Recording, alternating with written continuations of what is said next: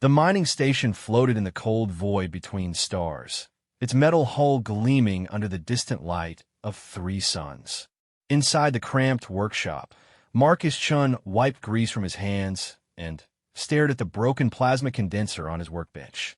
The part had come from a Centauri freighter, and, like most alien technology, it made no sense to human eyes. Marcus had been fixing things since he was 12 years old.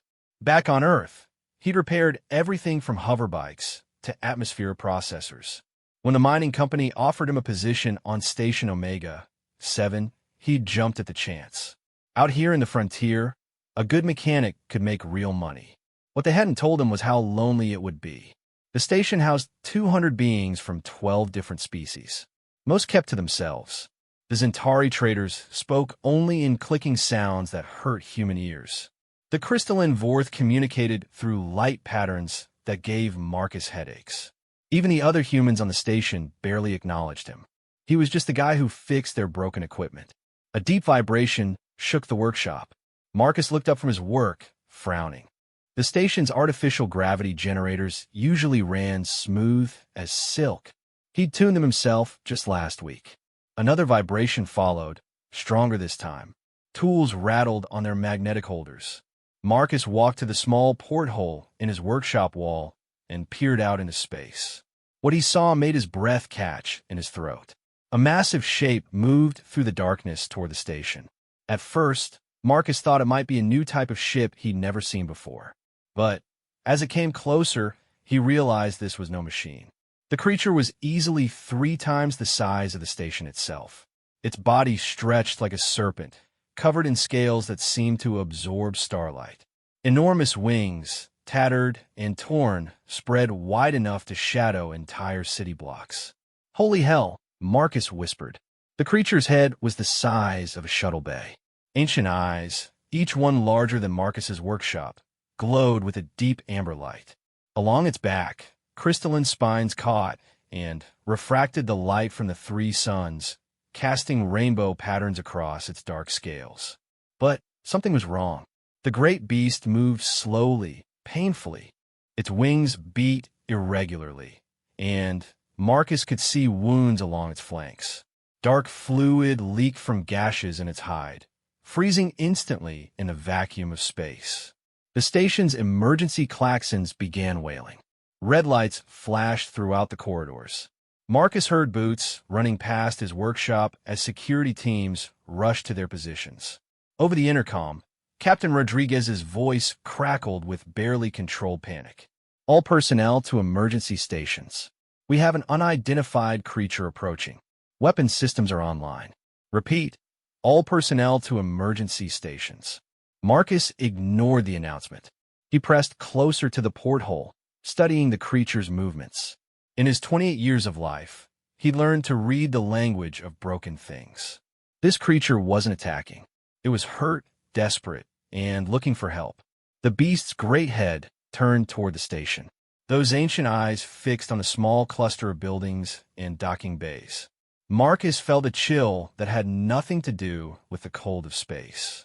He was looking into the eyes of something older than human civilization, something that had seen the birth and death of stars. Then the creature opened its mouth and spoke.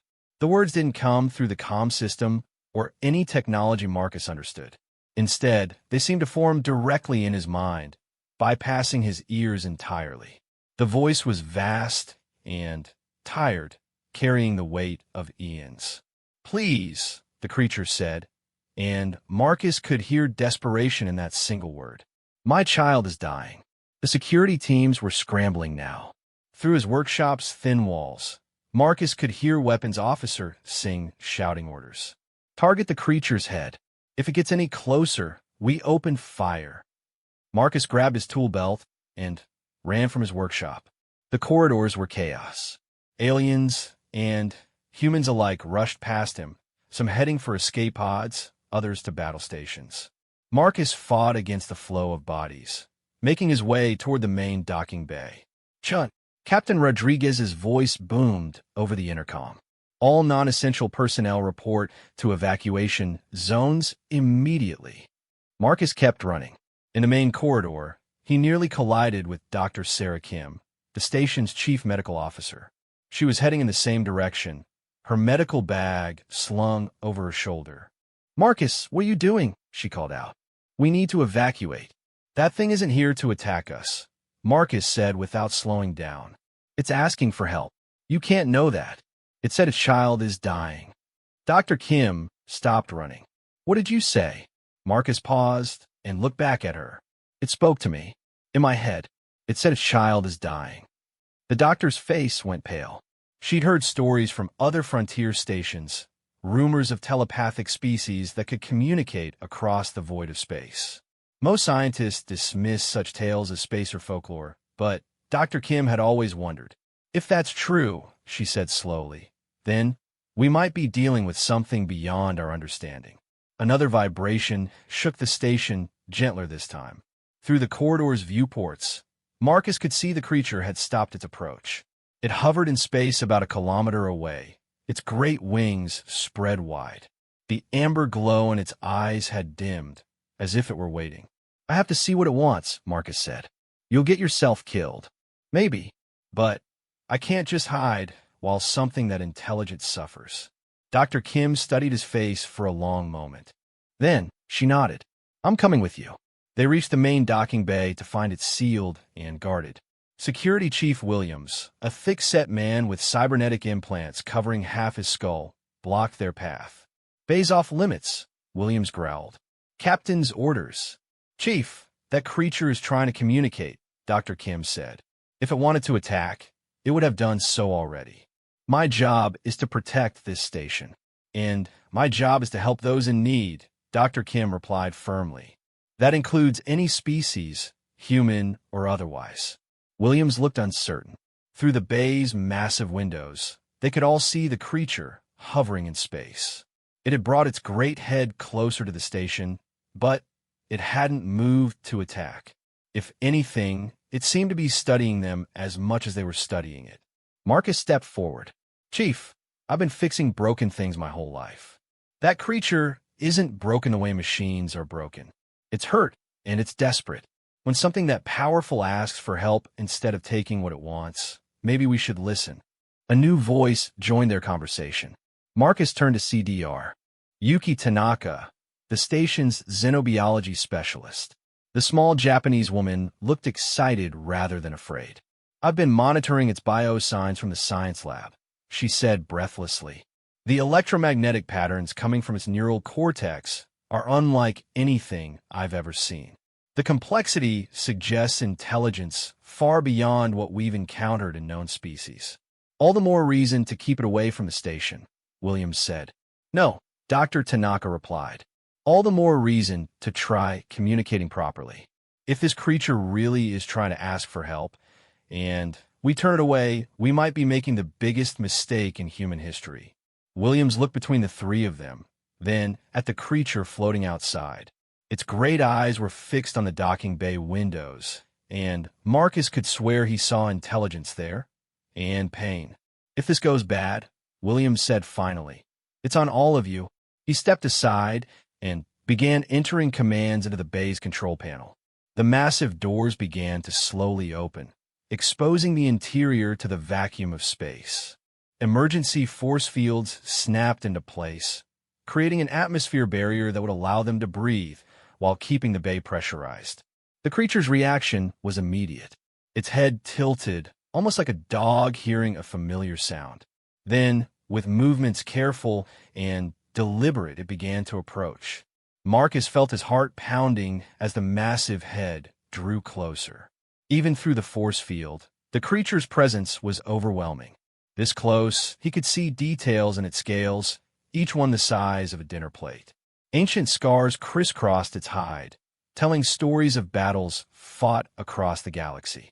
The creature stopped just outside the force field barrier.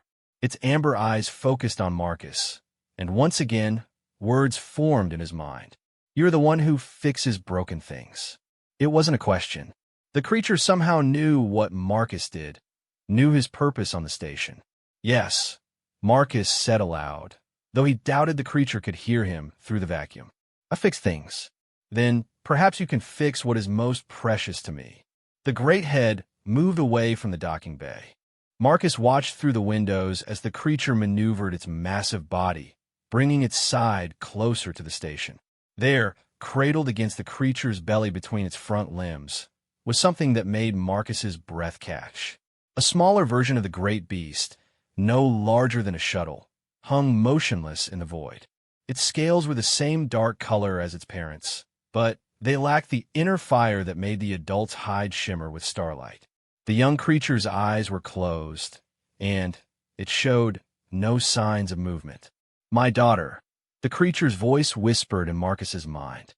"She breathes, but barely. The cold void has been her world for too long. She needs warmth, shelter, the touch of atmosphere against her scales.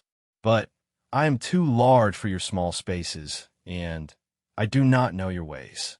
Dr. Kim stepped up beside Marcus. "Can he hear us if we speak?"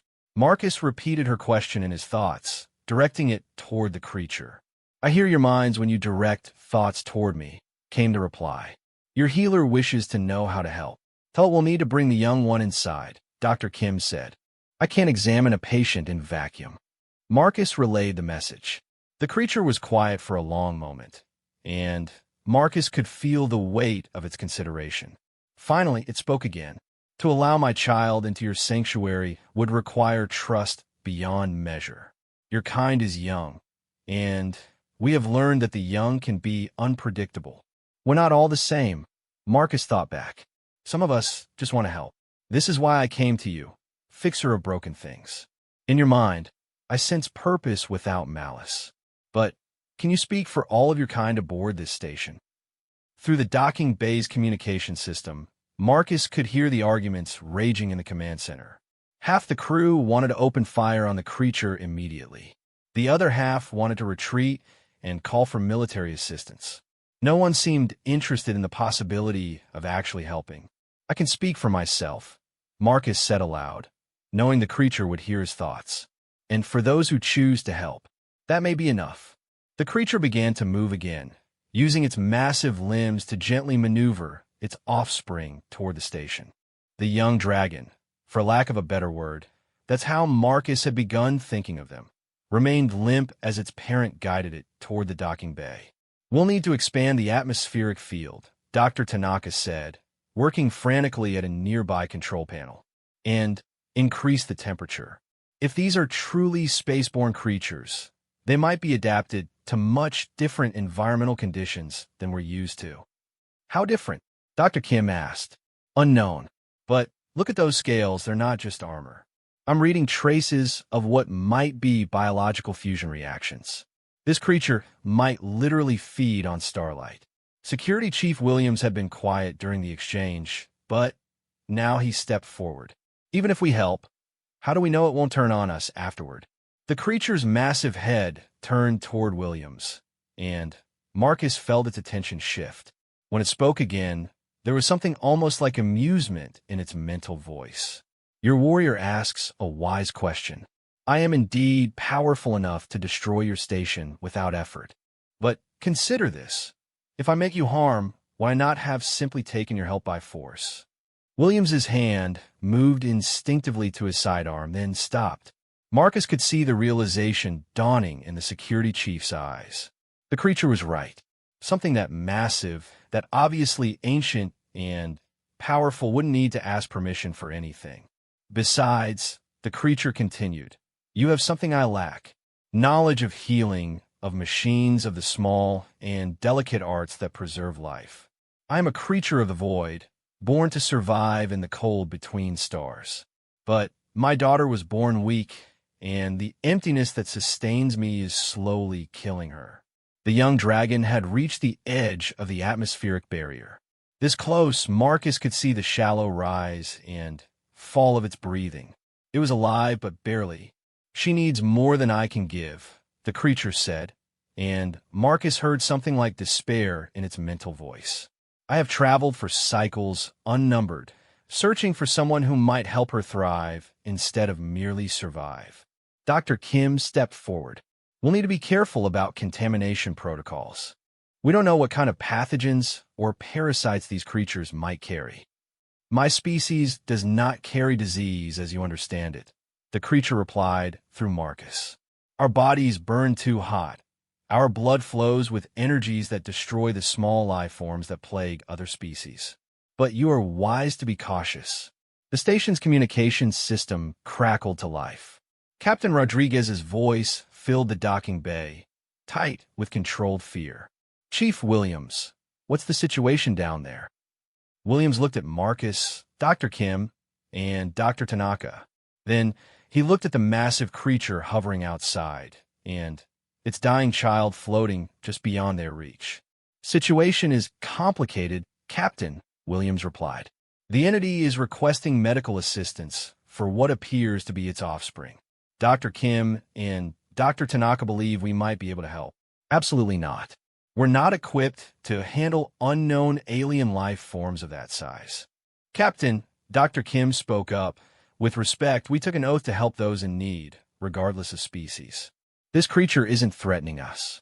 It's asking for help in the only way it knows how. The risk is too great. Marcus felt the creature's attention focus on him again. Your leader fears for the safety of the group. This is natural, but time grows short for my daughter. She cannot survive much longer in the cold. Marcus looked at the young dragon, floating motionless in space.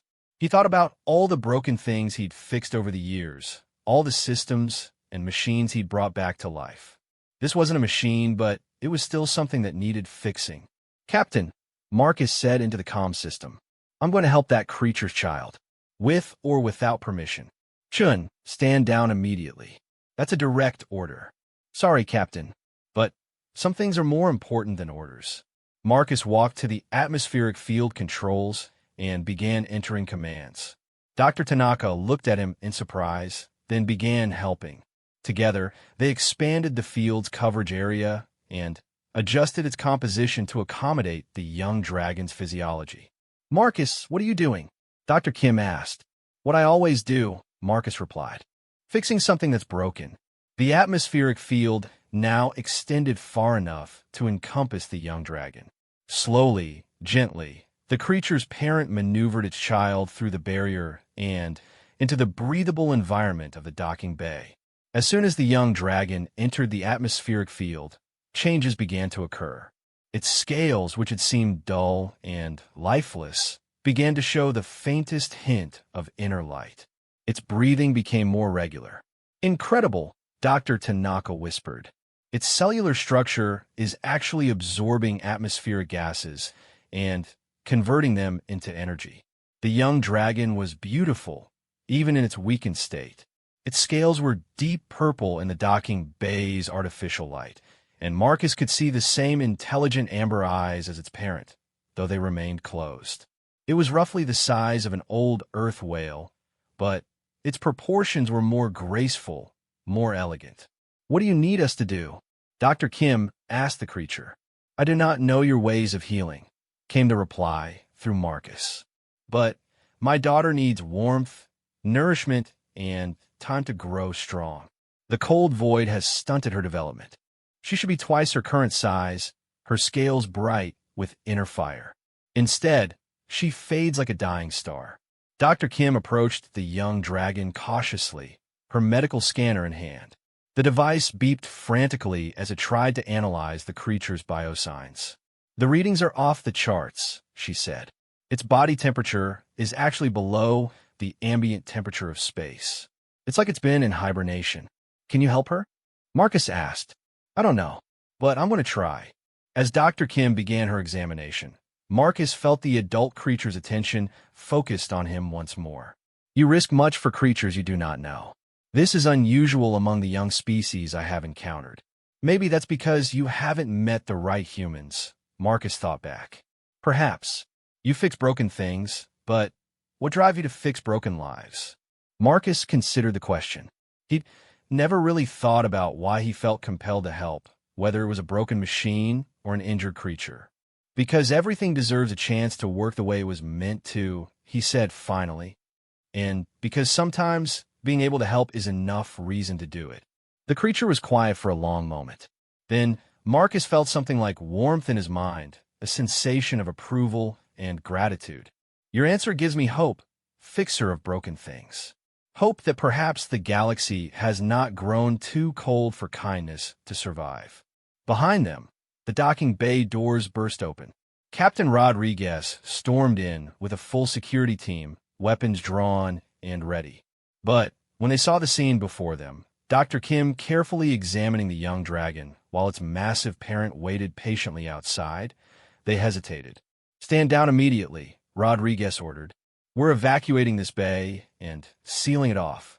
"Captain, wait," Dr. Kim called out without looking up from her patient. "This creature's child is suffering from severe malnutrition and exposure. With treatment, I think we can help her." "Dr. Kim, step away from that thing now." The adult dragon's great head turned toward the armed humans. Marcus felt a sudden chill in his mind as the creature's attention shifted from gratitude to something much more dangerous. "Your leader brings weapons against those who offer aid," the creature said, and now its mental voice carried a cold edge. "This is disappointing." The temperature in the docking bay dropped several degrees. The lights flickered as some invisible energy interfered with the station's power systems. Several of the security team members stepped backward involuntarily. "Tell them to lower their weapons," Marcus said urgently to Captain Rodriguez. "It's not threatening us, but it won't tolerate threats against its child." "I don't take orders from mechanics, Chun." The creature's eyes began to glow brighter. The metal walls of the docking bay started to vibrate with a low, harmonic frequency that Marcus felt in his bones. "Captain," Security Chief Williams said quietly, "I recommend we lower weapons. This creature could have killed us all by now if it wanted to. The fact that it hasn't suggests it really is here peacefully." Rodriguez looked around the bay. His security team was clearly uncomfortable, weapons wavering as they tried to target something too massive to comprehend. Dr. Kim continued working over the young dragon, seemingly oblivious to the tension. Dr. Tanaka was taking readings and making notes with scientific enthusiasm. "This is insane," Rodriguez muttered. But he gestured for his team to lower their weapons. The moment the guns were pointed away from the dragons, the oppressive feeling in the bay lifted. The lights stopped flickering, and the temperature returned to normal. "Wisdom," the creature said through Marcus. "Your leader learns quickly." "What exactly are you?" Rodriguez asked, directing his question toward Marcus. Marcus repeated the question mentally. The creature's response was slow, thoughtful. "We are the Viraktar." In your language, this might translate to star wanderers or those who dance between suns. "We are among the eldest races in this galaxy, though few of your kind have encountered us." "How old?" Dr. Tanaka asked eagerly. "I myself have witnessed the birth and death of 7 stellar generations. My kind has existed since before your sun was formed." The implications of this statement settled over the group like a heavy blanket. They were dealing with a species that was ancient beyond human comprehension.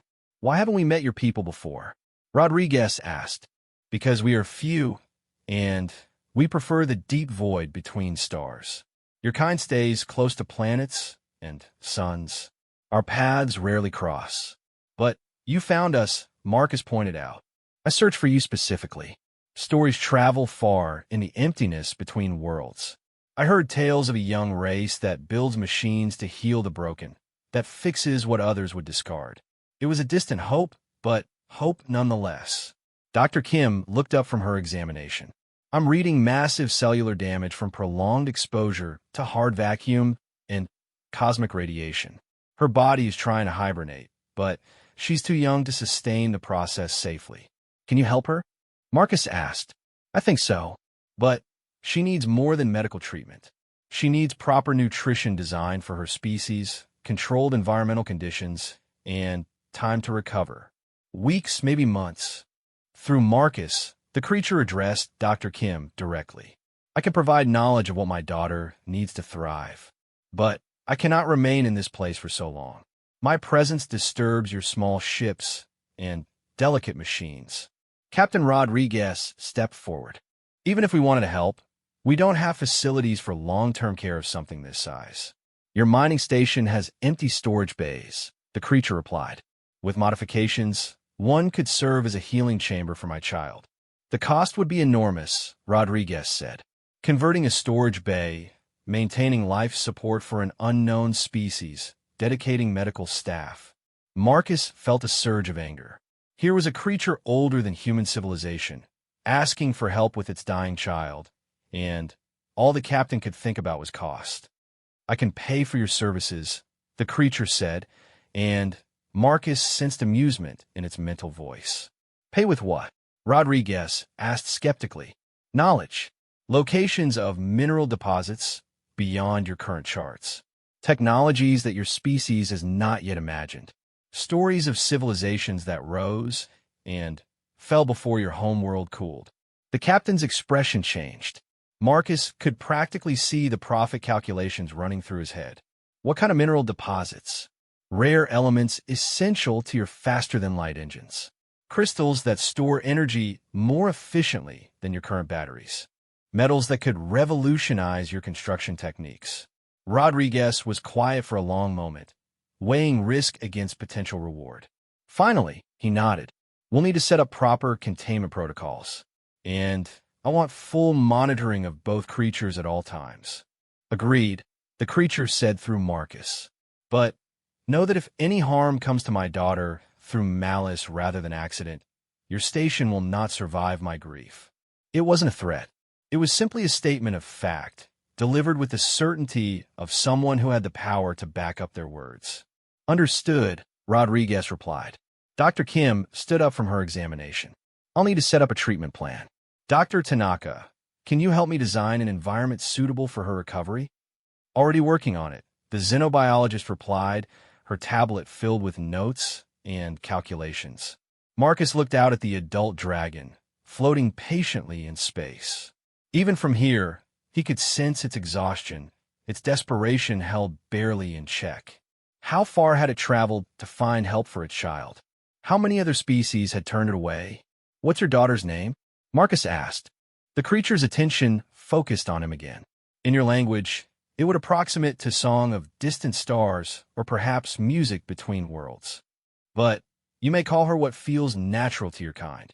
Marcus looked at the young dragon, her purple scales just beginning to show hints of the inner fire that would one day make them glow like her parents.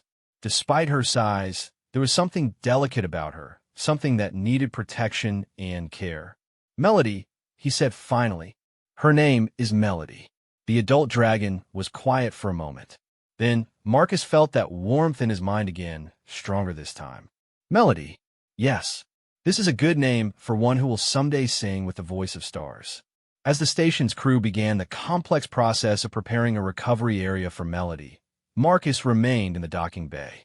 He watched the young dragon's breathing grow stronger as the atmospheric treatment continued its work. Outside, Melody's parent waited with infinite patience, its ancient eyes fixed on his child. Marcus realized that this was only the beginning. They were about to embark on something unprecedented in human history, the long-term care and recovery of an alien life form whose species had existed since before Earth was born. But as he watched Melody's scales begin to shimmer with the faintest hint of inner light, Marcus felt something he hadn't experienced in years. Purpose. Real, meaningful purpose beyond just fixing broken machines. He was about to help heal something truly precious. And maybe in the process help bridge the gap between humanity and the ancient intelligence that waited in the cold spaces between stars. The real work was just beginning. 3 days had passed since Melody arrived at the station. The young dragon now rested in Storage Bay 7, which the crew had hastily converted into a makeshift recovery chamber. The bay hummed with new equipment. Atmospheric processors, temperature regulators, and a dozen medical monitors that Dr. Kim had cobbled together from various sources. Marcus stood beside the massive creature, watching the gentle rise and fall of her breathing. Melody had grown noticeably stronger since her arrival. Her scales now showed a steady purple glow, and her eyes had opened for the first time yesterday. When she looked at him, Marcus saw intelligence there, though it was the intelligence of a child rather than the ancient wisdom of her parent. The atmospheric composition is stable, Dr. Tanaka reported from her monitoring station. Her cellular regeneration rates have increased by 40% since yesterday. Dr. Kim looked up from her medical charts. She's responding well to the nutrient supplements. But I'm concerned about her growth rate.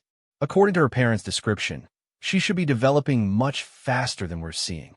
Through the bay's viewing window, Marcus could see Melody's parent floating in the void nearby. The adult Varaktar had introduced herself as Kalanthara, which roughly translated to Guardian of the Deep Path. For 3 days, she had maintained her vigil, never moving far from the station. Marcus placed his hand against the viewing window. Almost immediately, he felt Kalanthara's presence in his mind. How does my daughter fare today, fixer of broken things? She's getting stronger, Marcus thought back. But Dr. Kim says she's not developing as fast as she should be. This troubles me as well. Perhaps the damage from the cold void runs deeper than I feared. Marcus had grown accustomed to these mental conversations over the past 3 days. Kalanthara seemed to prefer communicating with him rather than the other humans, though he wasn't sure why. Maybe it was because he'd been the first to listen, or maybe there was something else. Kalanthara, can I ask you something? You may ask anything, young human. How long can you stay here? Don't you need to eat, or rest, or whatever it is your people do? There was a pause before she answered. My kind draws sustenance from stellar radiation and cosmic energies. As long as I remain in range of star systems, I can survive indefinitely. But you asked a deeper question, I think. Marcus frowned. Edo, you wonder if I have others of my kind waiting for me, or responsibilities that call me elsewhere. She was right. Marcus had been wondering about that. Do you? I am alone, as my daughter is alone. We are the last of our family group. Others of our kind exist, scattered across the galaxy, but we are estranged from them. Why?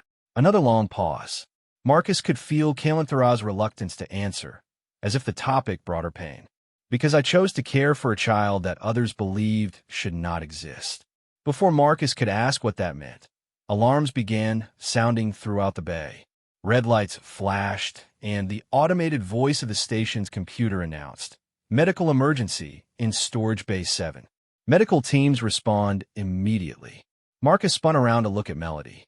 The young dragon was thrashing weakly, her breathing rapid and shallow. The purple glow in her scales flickered erratically. What's happening? Dr. Kim shouted over the alarms. Her vital signs are spiking, Dr. Tanaka called out, her hands flying over the monitoring controls. Heart rate up 300%, neural activity off the charts. Marcus felt Kalanthara's sudden alarm like a physical blow. The adult dragon's massive form moved closer to the station, and the metal walls of the bay began to vibrate with harmonic frequencies. She burns, Kalanthara's voice echoed in Marcus's mind. The fire within her rises too quickly. She cannot control it. What fire? Marcus asked urgently. The star fire that gives our kind life. In adults, it is controlled, focused. But in children, especially sick children, it can become wild, destructive. Melody's thrashing grew stronger. Her scales were now glowing bright enough to cast shadows in the bay, and Marcus could feel heat radiating from her body. Some of the monitoring equipment began sparking from electromagnetic interference. Her body temperature is rising rapidly, Dr. Kim reported. If this continues, she'll cook herself from the inside out. How do we stop it? Marcus demanded. Through the viewing window, he saw Kalanthara's great head pressed against the station's hull. There's a way, but it requires trust beyond what I have asked before. What kind of trust?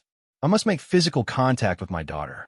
The starfire can be calmed by the presence of a mature member of our kind, but only through direct touch. Captain Rodriguez's voice crackled over the intercom. Dr. Kim, what's the situation down there? The patient is having some kind of metabolic crisis, Dr. Kim replied. We may need to allow the parent creature to make physical contact. Absolutely not. That thing is 10 times larger than anything this station was designed to handle. Marcus watched Melody's condition worsen. Her breathing was becoming labored, and The glow from her scales was now bright enough to be uncomfortable to look at directly. "Captain, she's going to die if we don't do something," Marcus said into the comm system. "I won't risk the structural integrity of the station." Marcus felt his anger rising. "Then, what do you suggest? That we just let her burn to death? Sometimes acceptable losses are necessary to prevent greater catastrophes." The words hit Marcus like a physical blow. Acceptable losses. That's what Rodriguez thought Melody was. Just another acceptable loss. Marcus looked at the young dragon, fighting for her life in the makeshift medical bay. He thought about Kalanthara, waiting helplessly outside while her child suffered. He thought about the trust the ancient creature had placed in them, and how that trust was about to be betrayed by human fear and bureaucracy. "No," Marcus said quietly. "What did you say, Chun?" "I said no." Marcus walked over to the bay's manual controls. "I'm not going to let that child die because you're afraid. Chun, step away from those controls. That's a direct order." Marcus ignored him and began entering commands. The bay's outer doors, which had been sealed since Melody's arrival, began to slowly open. "Marcus, what are you doing?" Dr. Kim asked. "Something that should have been done days ago," Marcus replied. He opened a communication channel to the entire station. "This is Marcus Chun in Storage Bay 7. In about 30 seconds, I'm going to open this bay to vacuum so that Melody's parent can help save her life. Anyone who has a problem with that can file a complaint later. Security alarms join the medical alerts." Through the bay's internal cameras, Marcus could see armed guards running through the corridors toward them. "They will try to stop you," Kalanthara warned him. "Let them try." The bay doors were now half open. Emergency force fields activated automatically, but Marcus began overriding them one by one. He'd installed most of the station's safety systems himself. He knew how to disable them. "Chun, stop what you're doing immediately." Rodriguez's voice was nearly hysterical now. "You're endangering the entire station." "The only thing I'm endangering is your precious bureaucracy," Marcus shot back. The bay doors finished opening. Beyond them, Kalanthara waited, her massive form silhouetted against the stars. Marcus could feel her gratitude and determination as she began moving toward the station. "All personnel, evacuate Storage Bay 7 immediately," the computer announced. "Hull breach imminent." Dr. Kim grabbed her medical bag and ran for the exit. Dr. Tanaka was right behind her, clutching her research tablets. But Marcus remained at the control station, making final adjustments to the bay's systems. "Marcus, you need to get out of there," Dr. Kim called from the doorway. "Someone needs to monitor her vitals during the procedure," Marcus replied without turning around. "The bay's going to be exposed to vacuum. The control booth is separately pressurized." "I'll be fine." Marcus watched through the viewing window as Kalanthara's enormous form filled the bay opening. The adult dragon moved with surprising gentleness, careful not to damage the station's structure as she squeezed her massive head and one foreleg into the converted storage space. The moment Kalanthara touched her daughter, the change was immediate. The wild fluctuations in Melody's scales steadied into a gentle, rhythmic pulse. Her breathing slowed and deepened. The dangerous heat radiating from her body began to dissipate. "Shoo, little star," Marcus heard Kalanthara whisper in his mind, though he knew the words were meant for Melody. "I am here. Let the fire rest. There will be time for burning later when you are strong." Marcus watched the vital signs on his monitor stabilize. Whatever Kalanthara was doing, it was working. The crisis was passing, but their relief was short-lived. The bay's entrance was suddenly filled with armed security guards, led by Captain Rodriguez himself. They wore full environmental suits and carried weapons designed for use in vacuum. "Chun, step away from the controls and evacuate immediately," Rodriguez ordered through the comm system. "She's stabilizing," Marcus replied. "Give them a few more minutes." "I said step away from the controls." "And I said no." Rodriguez gestured to his men. 2 guards moved toward the control booth, while the others kept their weapons trained on the massive dragon filling the bay. Marcus could feel Kalanthara's attention shift to the armed humans, and the temperature in the bay began to drop. Your warriors threaten again. Kalanthara's voice was cold with controlled anger. Even as I save my child's life. They're afraid, Marcus explained. They don't understand what they're seeing. Fear I can comprehend. But this is something darker. This is the choice to remain ignorant even when knowledge is freely offered. The guards reached the control booth and began cutting through the door's electronic locks. Marcus knew he had only moments before they would drag him out and seal the bay again. Kalanthara, you need to go, he said urgently. Take Melody with you if you have to, but get her away from here. My daughter is not yet strong enough for the void, and I will not leave while you face consequences for showing kindness. I can handle whatever they do to me. But Melody needs to live. There's another way. Before Marcus could ask what she meant, Kalanthara's massive head turned toward the armed guards. Her amber eyes began to glow with an inner light that had nothing to do with starfire. You who lead these warriors, she said, and this time her mental voice was directed at Captain Rodriguez. Do you hear me? Rodriguez stumbled backward as the alien voice filled his mind. Several of his men raised their weapons instinctively. I hear you, Rodriguez said aloud, his voice shaky. Then, hear this truth. Your servant acts from compassion, not malice. He risks himself to preserve life. If this is how your kind rewards those who show mercy, then perhaps the stories of human cruelty are not exaggerations after all. We're trying to protect our station and our people, Rodriguez replied. By allowing a child to die, this is protection. By preventing an unknown alien entity from potentially destroying everything we've built. Marcus felt Kalanthara's mental presence withdraw from Rodriguez and focus on him instead. Your leader's mind is closed by fear, she said. But perhaps yours can open the way for understanding. What do you mean? I offer a gift to your people. Knowledge that could advance your species by centuries. Technologies that could heal the wounds your kind inflicts upon itself and others. But the gift comes with a price. What price? Trust. Your people must choose to trust that not all powerful beings seek dominion over the weak. And they must allow my daughter to heal in safety without threat or fear. Marcus felt something change in the bay. The air itself seemed to shimmer, and he could see patterns of light dancing across the metal walls. Information was flowing between Kalanthara's mind and the station's computer systems, vast amounts of data being transmitted faster than any human technology could handle. Every screen in Storage Bay 7 lit up with scrolling text, mathematical formulas, engineering diagrams, and star charts. The information flow was so massive that the station's computers began overheating from the sheer volume of data. What is that? Rodriguez breathed, staring at the flood of information. The location of 17 habitable worlds within 50 light-years of your current position, Kalanthara replied.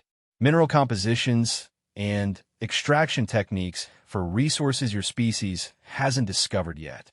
Medical technologies that could eliminate most diseases that plague your kind. Energy generation methods that would make your fusion reactors look like candles. The guards had stopped cutting through the control booth door. Even Rodriguez seemed transfixed by the data flowing across the screens. Why are you showing us this? Rodriguez asked. Because my daughter's life is worth more than all the knowledge in the galaxy, Kalanthara replied. But if her survival requires that I purchase your cooperation with gifts, then I will pay that price. Marcus watched Rodriguez struggle with the decision. The captain's eyes moved between the incredible data still flowing across the screens and the massive alien creature that had just demonstrated the ability to hack their most secure systems without effort. If we agree to help your daughter, Rodriguez said finally, what guarantee do we have that you won't turn on us later? The same guarantee you give me that you will not betray your promise to heal her. None, except the hope that both our species can choose wisdom over fear. Rodriguez was quiet for a long moment. Marcus could see the internal battle playing out on his face. Fear of the unknown warring with the potential benefits of cooperation. There will be conditions, Rodriguez said finally. Name them. full medical monitoring of both creatures at all times, regular communication with my senior staff. And if either of you shows any sign of hostility toward this station or its inhabitants, the agreement is void. Acceptable. And my conditions? You have conditions? My daughter is to be treated with the same care and respect you would show a human child. She is not an experiment or a curiosity. She is a young being who needs time and safety to heal. Any member of your crew who cannot accept this will be removed from her care. Rodriguez nodded slowly. Agreed. Marcus felt the tension in the bay ease as both sides reached their understanding. The data flow to the station's computer slowed and stopped, though the information already transmitted would take months to fully analyze.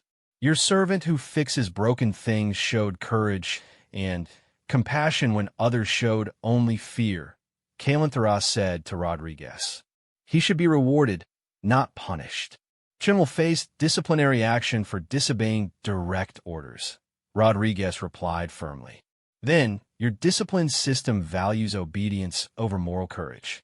This explains much about your species' slow progress toward wisdom. Marcus couldn't help smiling at that. Kalanthara had just insulted the captain's leadership style and made it sound like philosophical observation. I'll take whatever discipline they want to give me, Marcus said, as long as Melody gets the help she needs. You will not face punishment, Kalanthara said with certainty. Your captain may not understand it yet, but he needs individuals who can act with moral clarity when systems fail. This is a rare gift among any species. Over the following hours, the situation in Storage Bay 7 gradually settled into a new routine. Kalanthara remained partially inside the bay, one massive foreleg resting protectively near her daughter. Melody's condition had stabilized completely, and she was now sleeping peacefully. Dr. Kim and Dr. Tanaka returned to monitor the patient, though they now worked under the watchful eyes of both dragons.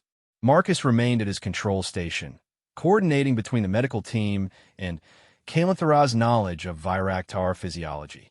Her cellular regeneration has increased by another 60%, Dr. Kim reported. Whatever her parent did, it's working. I stabilized the starfire within her, Kalanthara explained through Marcus. Young Viraktar cannot control the energy that sustains our kind. Without proper guidance, it can consume them. Is that what happened to her before? Dr. Tanaka asked. The malnutrition and exposure damage? Partially, but there's more to her condition than simple environmental factors. Marcus felt Kalanthara's reluctance to elaborate, the same hesitation he'd sensed earlier when she mentioned being estranged from other Viraktar. What aren't you telling us? He asked gently. My daughter was born with what your medical professionals might call genetic defects. Her starfire burns weaker than it should. Her scales cannot store energy as efficiently as normal, and her growth has been stunted since birth. That's why the other Viraktar rejected her, Marcus realized. They did not reject her directly, but they encouraged me to let nature take its course, to allow her to fade rather than struggle against what they saw as inevitable. Dr. Kim looked up from her medical scanner. You mean they wanted you to let her die? The Viraktar have survived for millions of years by being strong, by adapting to the harsh realities of space. Weakness is seen as something that threatens the entire species. But you didn't accept that, Marcus said. I could not. She is my daughter, imperfect though she may be. And I have seen too much of the galaxy to believe that strength is the only virtue worth preserving. Marcus thought about that. Here was a creature ancient beyond human comprehension, with the power to level cities, and she had chosen exile from her own kind rather than abandon a sick child. What will you do now, he asked. Even if we heal her, will you be able to return to your people? Perhaps not, but that is a concern for another day. Today my daughter breathes, and her starfire burns steady. That is enough. As evening fell over the station, Marcus found himself alone with the two dragons.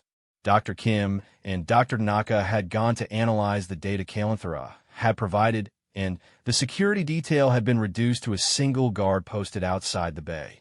Melody had awakened an hour ago, and Marcus had watched her explore her environment with curious eyes. She seemed particularly interested in the lights and displays around the medical equipment. When she noticed Marcus watching her, she made a sound that might have been a greeting, a musical trill that seemed to come from deep in her throat. "She likes you," Kalanthara observed. "This is unusual. Young Viraktar are typically wary of unfamiliar species. Maybe she can sense that I want to help her. Perhaps. Or perhaps she recognizes in you the same quality that I see." "What quality is that?" "The willingness to see value in things that others might discard as broken or useless." Marcus looked at Melody, who was now examining her own reflection in one of the polished metal panels. Despite everything she'd been through, there was joy in her movements, curiosity about the world around her. "She's not broken," Marcus said finally. "She's just different." "Yes. And difference, as your species is learning, can be a form of strength rather than weakness." That night, Marcus remained in the control booth, monitoring Melody's progress and maintaining the bay's environmental systems. He'd volunteered for the overnight shift, partly because someone needed to be there, but mostly because he found the presence of the two dragons oddly comforting. Around 3 in the morning, station time, Melody began making soft musical sounds. The trills and warbles were complex, almost like a conversation, though Marcus couldn't understand what she might be trying to communicate. "She sings," Kalanthara said softly in his mind. "It is the first time she has done so since her illness began." "What is she singing about?" "Joy, gratitude, the simple pleasure of being alive and safe." Marcus listened to Melody's song, and he felt something shift inside his chest. For years, he'd fixed broken machines because it gave him purpose, something to do with his hands and his mind. But this was different. This wasn't about fixing something broken. This was about helping something beautiful become what it was meant to be. "Kalanthara," he said quietly, "what happens when she's fully healed?" "I do not know. We cannot return to our people, and the void between stars is no place for a child to grow up alone." "You're not alone," Marcus said. "You have friends here now. For a time, perhaps.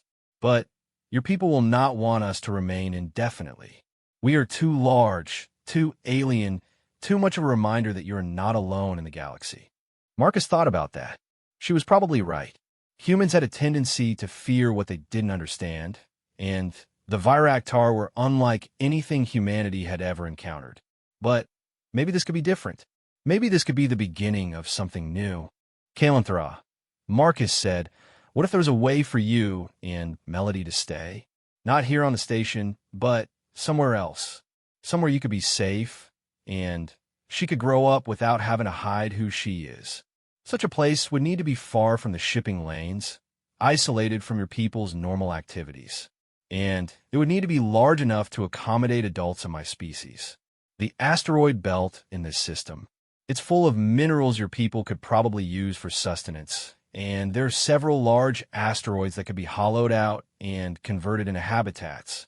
Marcus could feel Kalanthara considering the idea. It would be a massive undertaking, and expensive beyond what most human organizations could afford. "Maybe, but you've already given us enough technological advancement to pay for it 10 times over. And besides," Marcus smiled, "I know some pretty good mechanics. We could probably figure out how to build whatever you need." "You would do this? Create a home for exiles from a species you barely understand?" "I'd do it for friends," Marcus said simply.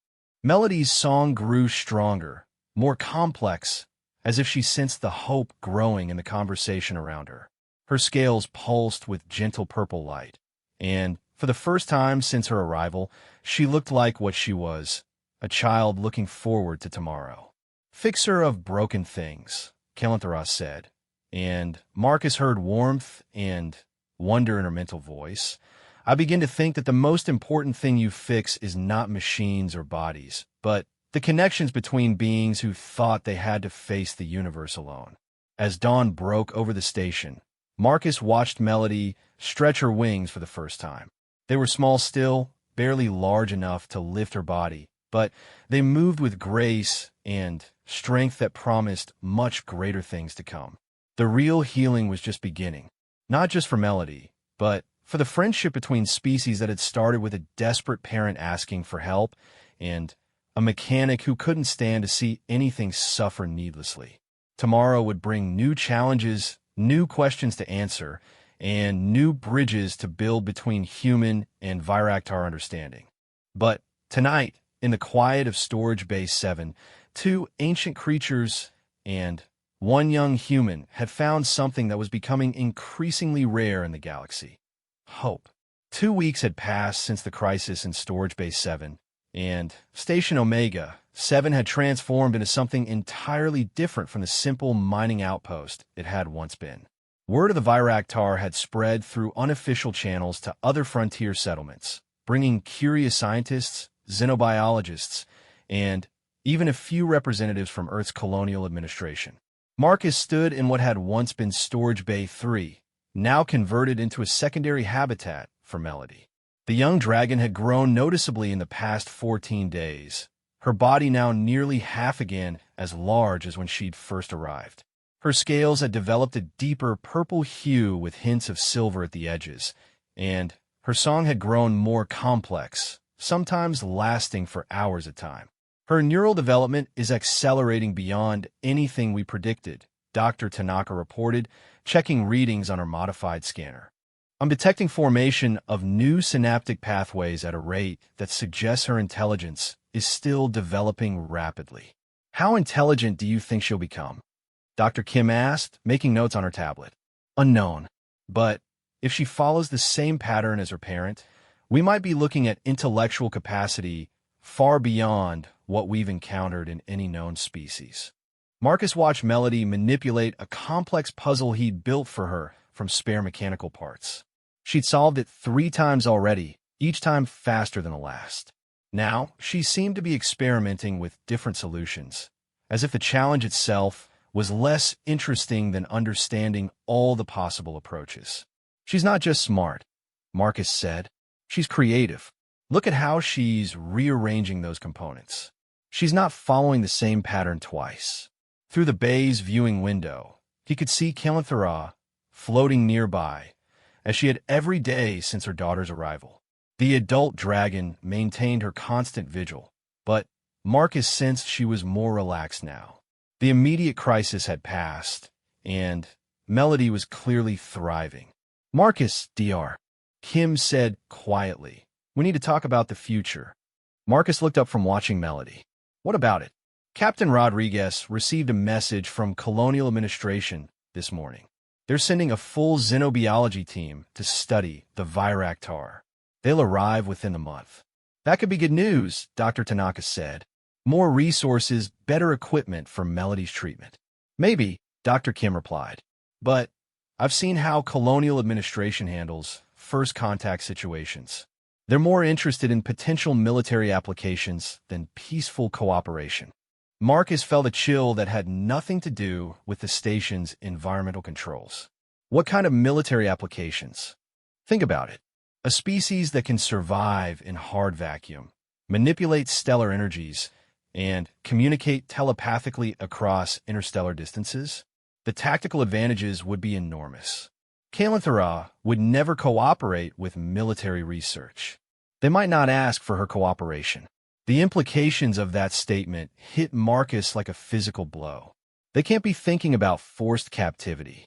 That would be stupid beyond belief, Dr. Kim finished. But Colonial Administration doesn't always make smart decisions when they see something they want. Marcus walked to the viewing window and reached out with his thoughts toward Kalanthara. Her response was immediate, as it always was. Fixer of broken things. Your mind carries trouble today. Kalanthara, we need to discuss something important. There are other humans coming to the station. They may not have the same intentions as the people here. You speak of those who would study us as specimens rather than treat with us as equals. You know about them? I have encountered such beings before among many species. The desire to possess and control rather than understand and cooperate is common among the young races. Marcus felt her calm acceptance of the situation, but underneath that calm was something else. Not fear exactly, but a kind of weary resignation. What will you do if they try to force you to cooperate? What I have always done when faced with those who mistake power for wisdom. I will leave and take my daughter with me. But she's not ready for the void yet. No, she is not. And that presents a difficulty. Marcus stared out at the ancient creature floating in space, and he realized that for all her power and wisdom, Kalanthara was trapped. She couldn't leave without endangering Melody, but staying meant risking exactly the kind of exploitation that had driven her away from her own people. There has to be another option, Marcus said. Perhaps, but it would require trust and cooperation from your people that they may not be willing to give. Before Marcus could ask what she meant, alarms began sounding throughout the station. Not the medical emergency alerts they'd grown accustomed to over the past 2 weeks, but the harsh klaxons that indicated incoming ships. Captain Rodriguez's voice echoed over the intercom. All senior staff report to the command center immediately. We have unscheduled arrivals. Marcus, Dr. Kim, and Dr. Tanaka hurried through the station's corridors to the main command center. The room was buzzing with activity as crew members monitored sensors and communication systems. Through the center's main viewing screen, Marcus could see 3 sleek ships approaching the station. Colonial administration vessels, Rodriguez announced grimly. They're requesting immediate docking clearance and full access to all xenobiological research data. They're early, Dr. Kim said. They weren't supposed to arrive for another month. Apparently, our reports created quite a stir back on Earth. They scrambled the fastest ships available. Security Chief Williams stepped forward. Captain, these ships are heavily armed. Whatever their official mission, they're prepared for a fight. They won't get one from us, Rodriguez replied. But I want all security teams on alert just in case. Marcus watched the approaching ships and felt a growing sense of unease. Something about their formation, their speed of approach, suggested urgency that went beyond scientific curiosity. Captain, the communication officer reported. Incoming message from the lead ship. Audio only. Put it through. A crisp, authoritative voice filled the command center. Station Omega 7. This is Admiral Sarah Chun aboard the CNS Discovery. We are assuming operational control of your facility effective immediately. Prepare for emergency docking and full quarantine protocols. Marcus felt his heart skip. Admiral Sarah Chun. He'd heard that name before in news reports about colonial administration's more aggressive expansion policies. She was known for her efficiency and her complete lack of patience for obstacles to human advancement. Admiral, Rodriguez replied carefully. Station Omega 7 is a civilian mining facility. We're not equipped for military operations. Your status changed the moment you made contact with unknown alien entities. All research materials and specimens are now classified under colonial security protocols. The Viraktar are not specimens, Marcus said loudly enough for the comm system to pick up. They're intelligent beings who came here seeking help. And you are? Marcus Chun. I'm the station's chief mechanical engineer. There was a pause. Mr. Chun, you are out of line. Report to security isolation immediately upon my arrival. Admiral Chun, Rodriguez interjected. Mr. Chun has been instrumental in establishing communication with the alien entities. His cooperation has been essential to our peaceful interactions. Peaceful interactions are no longer the priority. Securing these creatures for proper study is. Marcus felt Kalanthara's sudden alarm like an electric shock. Her mental voice was tight with controlled anger.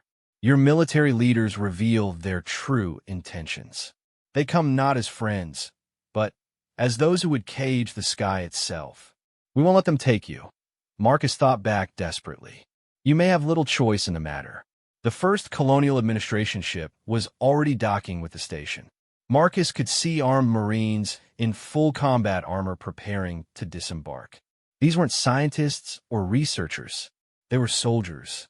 Captain Rodriguez, Admiral Chen's voice continued over the comm.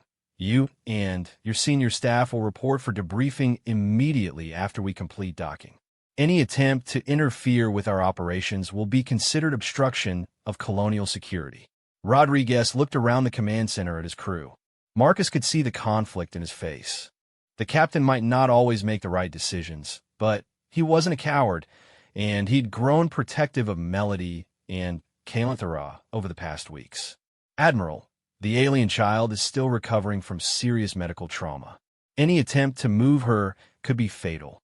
That determination will be made by our medical team, not yours. Marcus felt sick. They were talking about Melody like she was cargo to be transported, not a living being who'd spent weeks learning to trust the humans around her. I have to warn them, Marcus said to Dr. Kim. Warn them about what? That heavily armed humans are coming to take them away? I think they already know. Marcus looked at the approaching ships, then at the viewing screen showing Storage Bay 7 where Melody rested. She was singing again, the complex musical patterns that had become her way of expressing contentment and joy. In a few hours, that song might be silenced forever. There has to be something we can do. Maybe there is, Dr. Tanaka said quietly. The data Kalanthara gave us. We've barely scratched the surface of what she provided. If we could demonstrate that cooperation yields better results than coercion. You think Admiral Chin cares about better results? I think she cares about advantage for humanity. If we can show her that the Viraktar are more valuable as allies than as prisoners. Rodriguez stepped closer to their group. What kind of demonstration did you have in mind? Dr. Tanaka pulled up a data file on her tablet. The stellar engineering techniques Kalanthara shared with us. With her guidance, we could potentially modify a star's output to make previously uninhabitable planets suitable for human colonization. The military applications alone would be worth billions. But only if she cooperates willingly, Marcus added. You can't force someone to share knowledge like that, can't you? Rodriguez asked grimly. I've heard stories about colonial administration's interrogation techniques. Marcus felt another wave of alarm from Kalanthara. They approach with weapons and cages in their minds, she said. I can sense the intentions of their leader, even at this distance. What do you want to do? What I've always done when faced with those who would chain the wind. Prepare for departure. But Melody will come with me, ready or not. Better to risk the void than accept certain captivity. Marcus closed his eyes, trying to think of alternatives. The colonial administration ships were docking now. In minutes, armed Marines would be flooding the station, taking control of everything and everyone. Wait, he said suddenly. Kalanthara, can you send a message to other Viraktar? Let them know what's happening here. I could, but my people will not involve themselves in the affairs of younger species. It is part of why I am exiled. What if the message wasn't about asking for help? What if it was about warning them? Marcus felt Kalanthara's sudden interest. Explain. If colonial administration is willing to take you and Melody by force, they're not going to stop there. They'll hunt down other Viraktar, try to capture more of your people. But if your species knows what humanity is planning, they might decide that this young race has become a threat worth addressing. Exactly.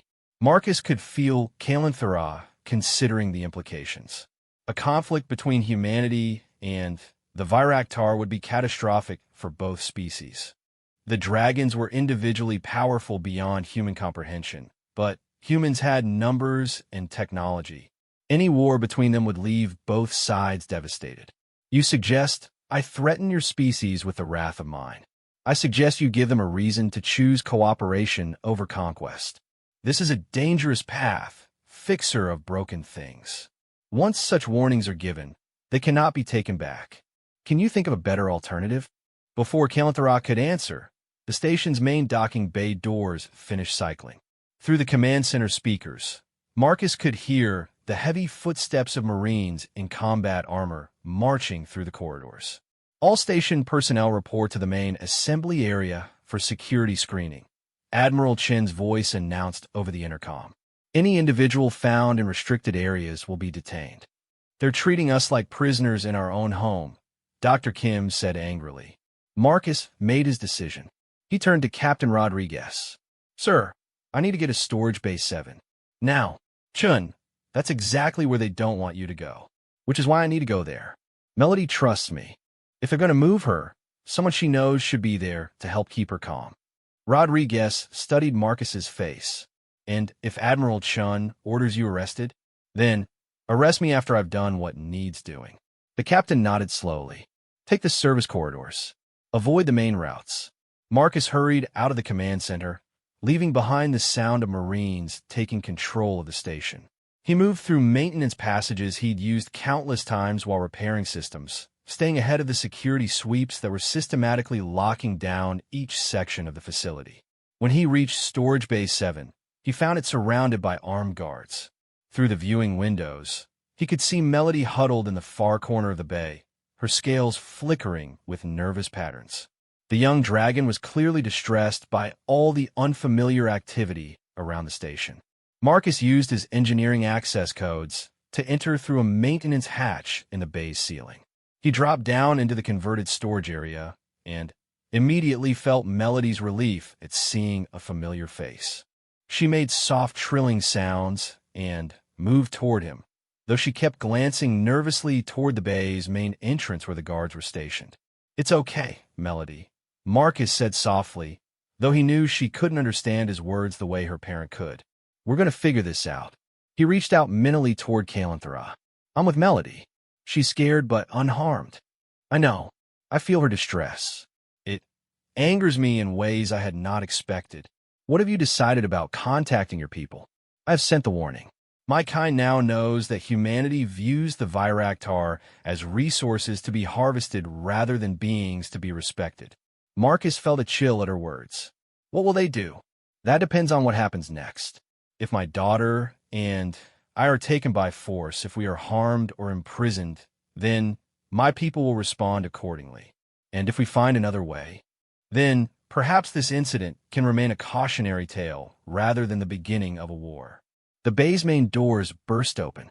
Admiral Chun strode in, flanked by 6 Marines in full combat gear. She was a tall, sharp-featured woman with steel-gray hair and eyes that seemed to catalog everything they saw. "Mr. Chun," she said, looking at Marcus, "you were ordered to report for security screening. I came to check on Melody." She was agitated by all the commotion. "Melody, the young Viraktar. She's been recovering from serious medical trauma." Admiral Chun walked closer to where Melody crouched, studying the young dragon with the same expression she might use to evaluate a new piece of equipment. "Remarkable," she said. "The reports didn't fully convey the scale of these creatures." "How much does it weigh?" "She weighs about 12 tons, Marcus replied, emphasizing the pronoun. "But she's still growing. It's a juvenile specimen, then. Perfect for transport and study." Marcus felt his anger rising. "She's not a specimen. She's a child. Mr. Chun, you seem to have developed an emotional attachment to this creature that's clouding your judgment. These entities represent the greatest scientific discovery in human history. They need to be studied properly in controlled conditions. They need to be treated with respect and dignity. They need to be understood. Their capabilities, their weaknesses, their potential military applications." "Military applications?" Admiral Chun gestured to one of her Marines, who began setting up some kind of scanning equipment near Melody. The young dragon's scales flickered with alarm patterns as the unfamiliar devices powered up. A species that can survive in vacuum, manipulate stellar energies, and communicate telepathically? The strategic advantages are obvious. You want to weaponize them. I want to ensure that humanity maintains its edge in an increasingly dangerous galaxy. These creatures could be the key to our expansion beyond the frontier regions." Melody made a distressed sound, a high-pitched keen that Marcus had never heard her make before. Her scales were now pulsing with rapid, chaotic patterns. "You're frightening her," Marcus said. "It's just responding to unfamiliar stimuli. Once it's in a proper laboratory environment, it will adapt. She's not in it. She has a name, a personality, emotions. She's a person, just not a human person."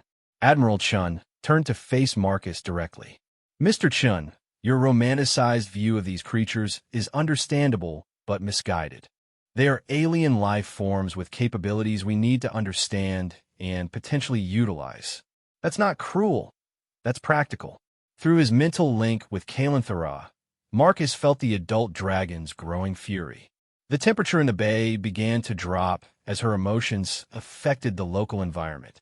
"Admiral," Marcus said carefully, "you should know that Melody's parent is monitoring this conversation, and she's not happy with what she's hearing. The adult creature is outside the station in vacuum.